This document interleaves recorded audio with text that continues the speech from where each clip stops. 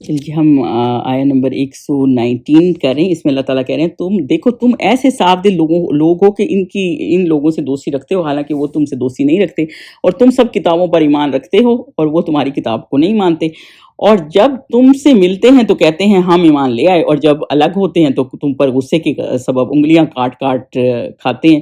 ان سے کہہ دو کہ غصے میں مر جاؤ، خود اللہ تمہارے دلوں کی باتوں سے خوب واقف ہے. تو بیسیکلی یہ کہ تم محبت رکھتے ہو، یعنی انہیں خیال نہیں تھا، کیونکہ وہ ظاہر ان کی پہلے سے ان سے جان پہچان تھی، تو انہیں یہ نہیں تھا کہ یہ دل سے بعض دفعہ یہ ہوتا ہے نا کہ مسلمان اس لیے بھی مل رہے ہوتے ہیں کہ انہیں ہوتا ہے کہ چلو ہمارے دین کو جانیں گے ان سے تاکہ اسلام لے آئیں. وہ اس لیے محبت رکھتے تھے کہ ہو سکتا ہے مسلمان ہو جائیں گے، کیونکہ وہ خود بھی ہوئے تھے، لیکن وہ نہیں کرتے تھے. یہ اللہ تعالیٰ یہ کہہ رہے ہیں کہ وہ نہیں روشنی رکھتے، وہ اس طرح کی دوستی رکھتے تمہارے ساتھ. وہ ہم تو مسلمان تو کیونکہ ساری کتابوں کو مانتے ہیں، ایمان رکھتے ہیں، تورات ہے، انجیل ہے، سب کو مانتے ہیں، لیکن وہ تمہاری کتاب، وہ قرآن کو ہی ماننے کو تیار نہیں، حالانکہ ان کی کتاب میں لکھا ہوا ہے. وہ جب ملتے ہیں منہ پہ تو کہتے ہیں ایمان والے، ہم بھی تو ایمان والے ہیں، ہم بھی حضرت ابراہیم کو مانتے ہیں، ان کو مانتے ہیں، اور اس طرح کر کے تمہارے ساتھ جڑنے کی کوشش کرتے ہیں تمہارے راز جاننے کے لیے، لیکن اکیلے ہوتے ہیں تو اس بات پہ غصے سے کاٹ کھاتے ہیں کہ ان کے پاس کیسے یہ آخری نبی آ گئے، اور کیسے ان کے دل جو ہیں ایکچولی اللہ تعالیٰ یہ بتا رہے ہیں کہ ان کے سینوں میں جو ہے نا غصہ بھرا ہوا ہے، تو اپنی انگلیاں کاٹ کھاتے ہیں. تو تمہارے دلوں میں جو ہے اللہ تعالیٰ کہتے ہیں ان اللہ علیم بذات الصدور، جو دلوں میں ہے نا وہ اللہ تعالیٰ اس بات سے خوب واقف ہے. 120 پہ چلیں. اگر تمہیں آسودگی حاصل ہو تو ان کو بری لگتی ہے، یعنی کوئی اچھی بھلائی ہو تمہیں ٹچ کر جائے نا، تم سسکم ہے نا حسنا، تو کر جائے تو ان کو برا لگتا ہے کہ آج مسلمان جب کبھی وار جیت جاتے تھے نا وہاں مدینہ شریف میں بھی جب واریں ہوئی تو پھر ان کو ہوتا تھا کہ یہ کیسے جیت گئے. جب کبھی عہد کے معاملے میں ذرا سا وہ ہو گیا تو پھر اس پہ خوش ہونے شروع ہو جاتے تھے.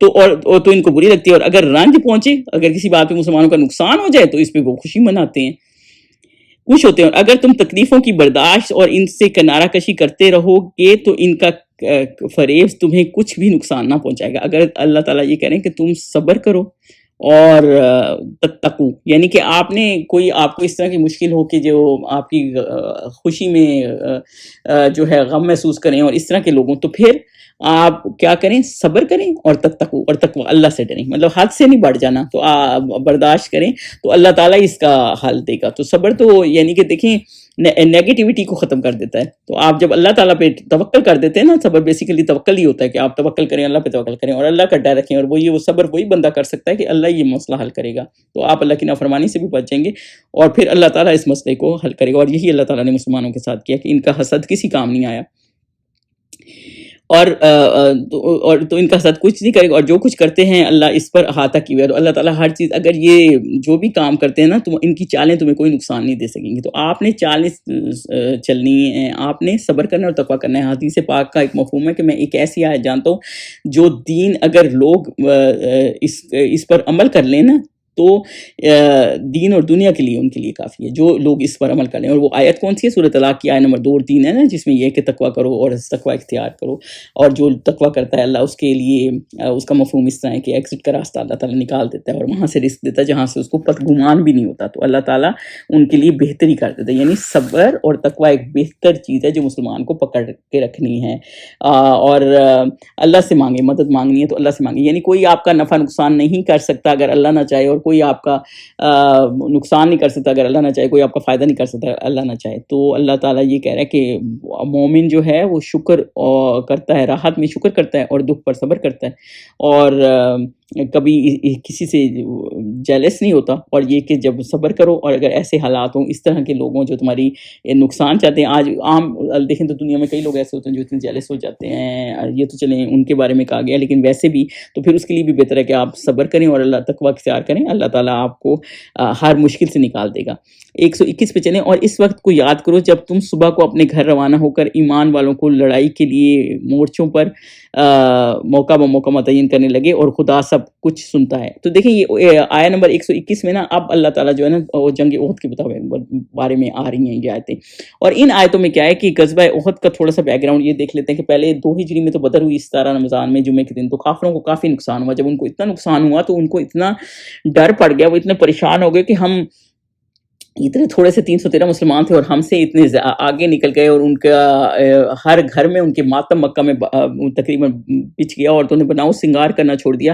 تو ان کی انتقام کی آگ ان کے ساتھ وہ جو ہے لگی ہوئی تھی. تو جو ابو سفیان قافلہ واپس لے کے گیا تھا نا، ان میں سے بھی 50,000 دینار انہوں نے اگلی جنگ کی تیاری کے لیے رکھ دیا، اور اس پر وہ احد پہ اگلے سال پہنچ گئے شوال کے مہینے میں، کہ ہم اب تقریباً 3,000 لوگوں کے ساتھ آئے، اور مدینہ کے ہم جو ہے نا آ کے ان کا وہ کریں گے، مسلمانوں سے جنگ کریں گے. مدینہ میں حضور صلی اللہ علیہ وسلم کا خیال تھا کہ، لیکن وہ کیونکہ ہر کام مشورے سے کرتے تھے، لیکن ان کا خیال تھا، انہوں نے کہ ہم مدینہ کے اندر لڑتے ہیں، لیکن کچھ نوجوانوں نے کہا کہ نہیں، ہم باہر لڑتے ہیں اور ان کو وہ کریں گے. جب زیادہ لوگوں نے اس طرح مشورہ دیا، تو اس وقت پھر حضور صلی اللہ علیہ وسلم نے کہا ٹھیک ہے، پھر وہ مشورہ مانا، کیونکہ ان کو پھر بعد میں حالانکہ بوڑھوں نے ان کو بتایا کہ جب حضور صلی اللہ علیہ وسلم کی رائے یہ تھی تو ہمیں ان کی رائے کے ساتھ جانا چاہیے تھا. تو پھر نوجوانوں نے کہا ٹھیک ہے، ہم اندر ہی مدینہ کے لڑ لیتے ہیں. لیکن حضور صلی اللہ علیہ وسلم ذرا بھی پہن چکے تھے اور جنگ کی تیاری کر چکے تھے، تو انہوں نے کہا یہ نبی کو اب زیب نہیں دیتا. تو اس طرح وہ پھر اب انہوں نے کہا کہ نہیں، اب باہر ہی جا کے لڑیں گے. تو اس طرح یہ احد کے مقام پہ پہنچے، اور ٹوٹل 1000 مسلمان تھے. ان میں سے عبداللہ بن ابی جو ہے 300 کو واپس لے کر چلا گیا کہ میرا تو مشورہ نہیں مانا، کیونکہ عبداللہ بن ابی کا بھی اس وقت یہی مشورہ تھا کہ مدینہ کے اندر ہی لڑا جائے. تو لیکن اس کی تو نیت یہ تھی نا، وہ تو بزدلی کی وجہ سے کہہ رہا تھا. حضور صلی اللہ علیہ وسلم تو حکمت کی وجہ سے کہہ رہے تھے نا کہ یہ اس وقت ویئر اباؤٹس جنگ کے لیے بہتر ہے. تو 300 کو واپس لے کے چلا گیا، اور جس میں سے باقی کتنے رہ گئے؟ 700. تو اس وقت جو ہے حضور صلی اللہ علیہ وسلم نے کہا کہ ٹھیک ہے، باقی لڑیں گے. تو پھر اس وقت جو جھنڈا تھا مصعب بن عمیر کو دیا، یعنی جھنڈا وہ سمجھا جاتا نا جس کے پاس جھنڈا ہوتا تھا تو وہ کھڑا رہتا تھا، تو مطلب آپ جنگ جیت گئے، جنگ میں ہیں ابھی، اور جب جھنڈا ختم گر جاتا تھا تو سمجھیں آپ جنگ ہار گئے ہیں. اس طرح سے معاملات ہوا کرتے تھے اس زمانے میں. تو یہ عبداللہ، تو اس طرح اللہ تعالیٰ نے، حضور صلی اللہ علیہ وسلم نے بہت ٹیکٹک کے ساتھ پھر فوجیں اپنی کھڑی کیں، اور 50 بندے ایک سمجھے پیچھے احد کا پہاڑ ہے، پھر حضور صلی اللہ علیہ وسلم کی فوج ہے، حضور صلی اللہ علیہ وسلم آگے ہیں، پھر ان کے سامنے جو ہے وہ ہیں کیا کہتے ہیں، مکہ سے آئے ہوئے فوج کھڑی ہوئی ہے، اور پھر سائڈ پہ مدینہ ہے. تو اس طرح حضور صلی اللہ علیہ وسلم نے ان کو کھڑا کیا. اور جس کے بعد جو ہے یہ بیسیکلی عبداللہ بن جبیر کے ساتھ ایک چوٹی کے اوپر حضور صلی اللہ علیہ وسلم نے 50 بندے کھڑے کیے، تیر 50 ساتھ میں ان کے تیر انداز تھے کہ اگر وہ پیچھے سے حملہ کریں بھلے ہم، اور یہ ساتھ میں انسٹرکشن دی کہ آپ نے بھلے ہم جیتے ہاریں کچھ بھی ہو جائے تو آپ نے نہیں اترنا. تو پھر یہ ہوا کہ جب مسلمان بیسیکلی احد کی جنگ جیت گئے تھے، تو پھر انہوں نے دیکھا کہ مال غنیمت ہے، کیونکہ کافر تو بھاگنے لگ گئے. تو پھر عبداللہ بن جبیر نے روکا بھی، لیکن وہ رکے نہیں، اور انہوں نے کہا اب تو حضور صلی اللہ علیہ وسلم نے جنگ کے ٹائم کہا تھا، اب تو جنگ ختم ہو گئی ہے. تو اب وہ اتر کے مال غنیمت میں چلے گئے. تو خالد بن ولید اس وقت مسلمان نہیں تھے، انہوں نے پیچھے سے ایک راستہ تھا احد کے پہاڑ کے ساتھ، ادھر سے دیکھا کہ یہ بندے زیادہ نہیں ہیں، تو وہ چڑھ آئے، انہوں نے ان کو بھی شہید کر دیا، عبداللہ بن جبیر کو. جو 10 بندے باقی رہ گئے تھے، باقی سارے اتر گئے تھے. اور پھر انہوں نے پیچھے سے مسلمانوں پہ حملہ کر دیا، جس کی وجہ سے مسلمانوں کا بہت نقصان ہوا. حضور صلی اللہ علیہ وسلم کا بھی زخمی ہو گئے، اور ایک دم انہوں نے پیچھے سے حملہ کر دیا. ایمن مسلمانوں کو پتہ بھی نہیں چلا، وہ کہ پھر بہت دھند پانے لگے. ایمن حضرت عصیبہ کے والد بوڑھے تھے، وہ آوازیں بھی مارے تھے کہ میرے والد ہیں، تو وہ بھی اسی میں شہید ہو گئے. تو پھر بھی بیچارے وہ کہتے رہے کہ اللہ تعالیٰ تمہیں معاف کرے، کیونکہ وہ اتنی بگدڑ سی مچ گئی تھی نا. تو یہ تھوڑی سی احد کا وہ ہے. تو اس میں حضور صلی اللہ علیہ وسلم کا کہا گیا ہے کہ آپ صلی اللہ علیہ وسلم حضرت عائشہ کے حجرے سے صبح سویرے نکلے تھے، اور اس سے ہمیں یہ بھی پتہ چلتا ہے کہ کام جو ہے، جب تم صبح گھر سے 121 آیت ہے، اور اس وقت کی یاد کرو جب تم صبح اپنے گھر سے روانہ ہوئی، یعنی صبح سویرے کام میں برکت ہوتی ہے، صبح سویرے ہی نکلنا چاہیے. ایمان والوں کی لڑائی کے لیے مورچوں پر متعین کرنے لگے تھے. پھر حضور صلی اللہ علیہ وسلم نے ان کو ساروں کو دین کا وہ کر دیا نا، سیدھا سیدھا کر کے ان کی صفیں بنائی تھیں. اور اللہ سب کو سنتا ہے، جانتا ہے، اور اللہ تعالیٰ دیکھ رہا تھا کہ سارے آئے ہیں اور ایفرٹ کر رہے ہیں. تو اللہ تعالیٰ یہ بتا رہے ہیں کہ جب یہ احد کے مقام پہ ایسے ہوا. اب آگے ہم احد کی تفصیل پڑھتے ہیں. آیت نمبر 122 پہ چلیں. اس وقت تم میں سے 2 جماعتوں نے جی چھوڑ دینا چاہا، مگر خود اللہ ان کا مددگار تھا، اور مومنوں کو اللہ ہی پر بھروسہ رکھنا تھا. اب جو پیچھے ہم نے ڈسکس کیا نا، عبداللہ بن ابی 300 بندے لے کے چلا گیا تھا. جب وہ واپس گیا تو اوس میں ایک گھرانہ تھا، مطلب ان میں سے اوس کا ایک ٹرائب تھا بنو حارثہ، اور خزرج کا ایک ٹرائب بنو سلمہ تھا. تو ان کے دل میں بھی آئی کہ ہم اب کم میں اور کیسے لڑیں گے. جیسے خوف ہوتا ہے، خوف تو کسی بھی کے دل میں آ سکتا ہے. تو اللہ تعالیٰ نے ان کے دل کو مضبوط کر دیا, کیونکہ وہ ایمان کے پکے تھے نا, منافق نہیں تھے, وہ ایمان کے پکے تھے, لیکن ان کے دل میں آیا کہ باقی ہم, ہوتا ہے نا جیسے اتنے زیادہ وہ لوگ آ گئے تھے, تو وہ اللہ تعالیٰ نے ان کا دل مضبوط کر دیا. اور مومنوں کو اللہ ہی پر بھروسہ رکھنا چاہیے, اور پھر انہوں نے اللہ پر بھروسہ کیا تو اللہ تعالیٰ نے, پھر انہوں نے تعداد کی فکر نہیں کی. اللہ نے جب ایمان اللہ تعالیٰ مضبوط کر دیتا ہے نا, تو پھر اللہ تعالیٰ نے ان کو وہ رک گئے تھے, وہ نہیں گئے تھے اور واپس نہیں گئے تھے, تو وہ جنگ میں لڑے تھے. 123 میں ہے جی, اور اللہ نے جنگ بدر میں بھی تمہاری مدد کی تھی. اب اللہ تعالیٰ ان کو ریفرنس دے رہے ہیں کہ تھوڑے 123 سے 27 تک ہم بدر کا ریفرنس پڑھ رہے ہیں. تو اس میں کیا ہے کہ بدر کی بات اللہ تعالیٰ یہ بتا رہے ہیں کہ جیسے ہوتا ہے نا کسی کو کوئی مسئلہ ہوتا ہے تو اللہ ہم کہتے ہیں کہ اس کو بھی دیکھا, اس کو بھی یہی پرابلم تھی اور وہ ٹھیک ہو گئے. تو اسی طرح اللہ تعالیٰ بتا رہے ہیں کہ بدر میں بھی تو تمہاری مدد کی تھی. جب بدر میں کتنی تعداد تھی, کتنی تھوڑی تعداد تھی, 313 تھے, اور اس وقت بھی تم بے سر و سامان تھے. بس اللہ سے ڈرو, فاتقوا اللہ لعلکم تشکرون, اور اللہ کا تاکہ شکر ادا کر سکو. تو اس وقت بھی اللہ تعالیٰ نے, اب تو پھر 1000 آئے ہوئے تھے, اس وقت بھی تم کمزور تھے اور اللہ تعالیٰ نے تمہاری مدد کی تھی. اور کیا کیا تھا بدر میں, اذ تقولوا, جب تم مومنوں سے یہ کہہ کر ان کے دل بڑھا رہے تھے کہ کیا یہ کافی نہیں کہ پروردگار 3000 فرشتے نازل کر کے تمہاری مدد کرے. تو جب اللہ دے 124 میں آپ صلی اللہ علیہ وسلم نے کہا تھا نا وہ عالم والوں کو کہ اللہ تعالیٰ نے 3000 فرشتے بھیجیں گے, کیونکہ تو کیا وہ کافی نہیں. تو بدر میں مطلب پہلے کہیں کتابوں میں آتا ہے پہلے 1000 آئے تھے, پھر 3000, پھر 5000 فرشتے آئے تھے. یعنی بدر میں بہت فرشتوں نے آ کے مسلمانوں کی مدد کی تھی.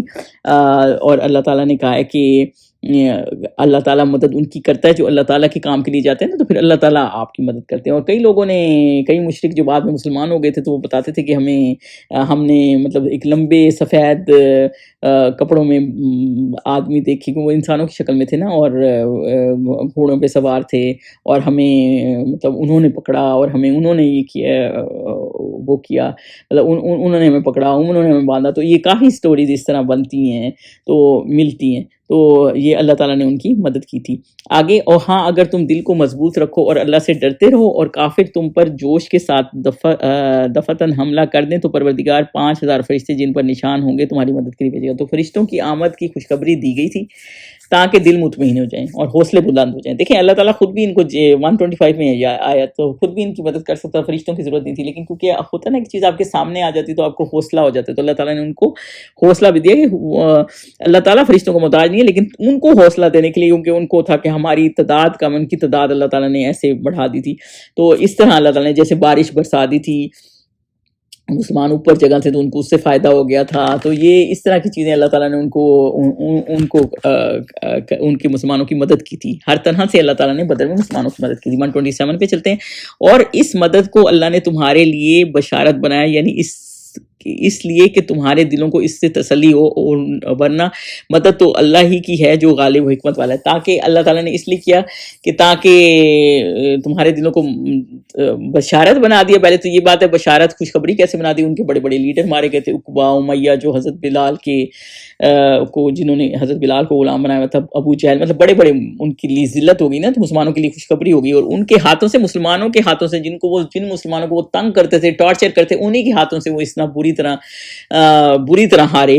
اور حالانکہ ناچنے گانے والی ساتھ لے جاتے ہوئے گئے تھے بڑے جوش و خروش سے کہ ان کو ہم ختم کر دیتے, تھوڑے سے تو ہیں, لیکن اس کے باوجود اللہ تعالیٰ نے ان کی مدد کی. اور اللہ ہی آخر غالب ہے, العزیز ہے, وہ پاور ہے, بھلے بندے تھوڑے بھی ہوں, اللہ ہی مدد کرنے والا ہے اور حکمت والا ہے. اور یہ اللہ تعالیٰ کی ہی حکمت ہے کہ اللہ تعالیٰ کس چیز کو چاہے عزت بخش دے. 127 پہ چلیں. یہ اللہ نے اس لیے کیا کہ کافروں کو ایک جماعت کو ہلاک یا انہیں ذلیل و مغلوب کر دے کہ جیسے آئے تھے ویسے ہی ناکام واپس جائیں. یہ اللہ تعالیٰ نے کس لیے کیا, آیا نمبر 27 میں ہے کہ ایک گروہ کو, تاکہ یہ جیسے آئیں ویسے ہی شکست پا جائیں اور یہ مغلوب کر دیں ان کو اور ناکام واپس جائیں. فَيَنْقَلِبُوا خَائِبِينَ, یعنی کہ بالکل ہی ناکام واپس جائیں, مسلمانوں کے ہاتھوں ہی شکست دیں. جن مسلمانوں کو وہ اتنا ڈیگریڈ کرتے ہیں تو انہی کے ہاتھوں اللہ تعالیٰ نے اتنی ان کی اکڑ ہے, ان کو وہ کر دی. ورنہ اللہ چاہتا تو ویسے ہی مار دیتا ان کو, لیکن اللہ تعالیٰ نے انہی کے ہاتھوں ان کی رسوائی کرائی تاکہ ان کو پتہ چلے کہ اب مسلمان ان پہ قابض آ چکے ہیں. 128 پہ چلیں. اے پیغمبر حضور صلی اللہ علیہ وسلم سے کہا گیا ہے, لَيْسَ لَكَ مِنَ الْأَمْرِ شَيْءٌ أَوْ يَتُوبَ علیہم او یعذبہم فانہم ظالمون، اے پیغمبر اس کام میں تمہارا کچھ اختیار نہیں، اب وہ یا اللہ ان کے حال پر مہربانی کرے یا انہیں عذاب دے کہ یہ ظالم لوگ ہوں گے۔ اب یہاں سے 128 سے نا احد کی بات ہو رہی ہے، جب حضور صلی اللہ علیہ وسلم زخمی ہو گئے، جب پھر تھوڑی سی پیچھے ہم نے تھوڑی ڈسکس کی ہے کہ مسلمانوں نے انہوں نے پیچھے سے حملہ کر دیا، خالد بن ولید کی فوج نے اور اکرمہ کی فوج نے، تو کیونکہ پہاڑی سے کچھ مسلمان اتر گئے تھے تو حضور صلی اللہ علیہ وسلم بھی زخمی ہو گئے تھے، ان کے چہرے پہ زخم ہو گیا تھا، دندان مبارک شہید ہو گیا تھا، تو آپ صلی اللہ علیہ وسلم سے کے منہ سے نکل گیا کہ قوم ایسی نیشن کیسے قوم فلاح پائے گی جو اپنے نبی کا یہ حال کر دے نا کہ چہرے کو ایسے خون سے رنگ دے۔ تو اللہ تعالیٰ نے منع فرمایا کہ اس چیز پہ آپ صلی اللہ علیہ وسلم کے ہاتھ میں نہیں ہے کہ کس کو ہدایت ملتی ہے۔ دیکھیں وہ بھی اللہ تعالیٰ نے بتایا کہ وہ بھی انسان تھے، حضرت حضور صلی اللہ علیہ وسلم، ظاہر ہے انہوں نے اتنا ٹارچر کیا تو ان کے منہ سے نکلا، تو لیکن اللہ تعالیٰ نے کہا کہ یہ آپ کا اختیار نہیں ہے، کیونکہ وہ انسان تھے نا، اس سے پتہ چلتا ہے کہ بشر تھے کہ کس کو ہدایت ملے اور کس کو نہیں۔ تو اللہ جسے چاہتا ہے نا ہدایت دیتا ہے، وہ اللہ، یہ اللہ کا فیصلہ ہے کہ کس کو دے۔ دیکھیں اس کے بعد خالد بن ولید وہ مسلمان ہوئے، ابو سفیان، اکرمہ، مطلب کتنے تھے جو مسلمان ہو گئے۔ تو بے شک جو ہے یہ تو ظالم تھے اور اللہ تعالیٰ ہی انہیں عذاب دے گا کہ یہ ظالم لوگ ہیں، مطلب جو اللہ تعالیٰ ہی فَإِنَّهُمْ ظَالِمُونَ، مطلب بے شک یہ ظالم ہے، اللہ ظاہر سی بات ہے وہ یہ فیصلہ ان کا اللہ تعالیٰ ہی کرے گا کہ کون کتنا ظالم ہے اور کیا ہے۔ تو اور یہ اللہ کا اختیار ہے کہ کس کی توبہ قبول کرے اور کس کی نہ کرے اور کس کو دین پہ لے آئے، اور کون کتنا ظالم ہے، اور یہ ڈے آف ججمنٹ والے دن ہی ہوگا فیصلہ، اور یہ اللہ تعالیٰ ہی فیصلہ کرے گا۔ 129 میں دیکھیں جی کہ وَلِلَّهِ مَا فِي السَّمَاوَاتِ وَمَا فِي الْأَرْضِ، سب کچھ جو کچھ بھی آسمان میں ہے اور جو کچھ بھی زمین میں ہے سب اللہ تعالیٰ کا، یعنی سارا اختیار اللہ کا ہی ہے، کسی کا کوئی اختیار ہے۔ آپ کسی کو کہتے ہیں کہ یہ وہ معافی نہیں ہوگی، کسی کی یہ وہ نہیں ہوگی، کوئی بھی نہیں کہہ سکتا، ایون نبی پاک بھی نہیں کہہ سکتے، کوئی بھی نہیں کہہ سکتا، یہ اللہ تعالیٰ ہی ہے، جو سب اختیار اللہ تعالیٰ کا ہے۔ یغفر لمن یشاء ویعذب من یشاء، اور جسے چاہے بخش دے اور جسے چاہے عذاب دے دے۔ واللہ غفور الرحیم، اور اللہ تعالیٰ ہی کا یہ فیصلہ ہے، اللہ تعالیٰ ہی غفور ہے یعنی معاف کرنے والا ہے، اور اللہ تعالیٰ ہی بخشنے والا ہے، اور اللہ تعالیٰ ہی مہربان ہے یعنی رحم کرنے والا ہے۔ یہ جی آج کی آیات ہیں، ہم انشاءاللہ نیکسٹ ٹائم پھر آگے کریں گے۔ سبحانک اللہم و بحمدک، اشہد ان لا الہ الا انت، استغفرک و اتوب الیک۔